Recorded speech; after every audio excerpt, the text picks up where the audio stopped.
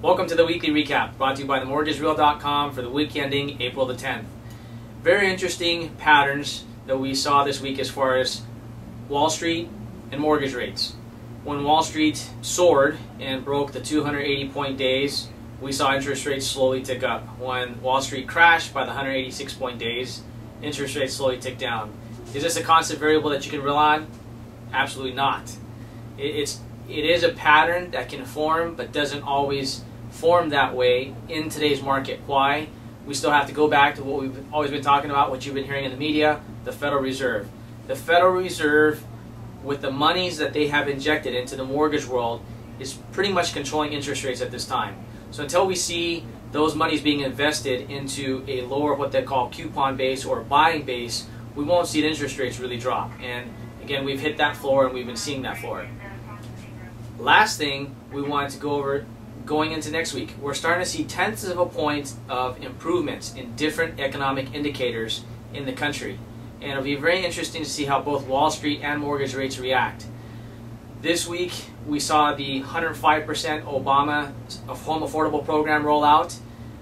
Lenders are just getting their arms around it. They're just putting up the guidelines. They're just educating both the retail, the brokers, the wholesale, the correspondent lenders, mortgage bankers. Everyone's getting educated right now as these details come out. It's probably going to take at least another good week to 2 weeks for all the lenders to have it in place.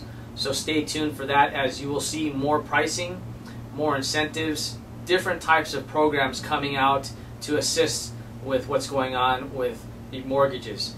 The only catch-22 to this is if you have a second mortgage, there is what's called a subordination, which means that when you refinance the first mortgage, the second mortgage company has to okay it, and there is some stipulations there that does cause a hang-up. So I'm sure that's going to get addressed at some time down the road, but at this point in time, it could be a crippler in a deal.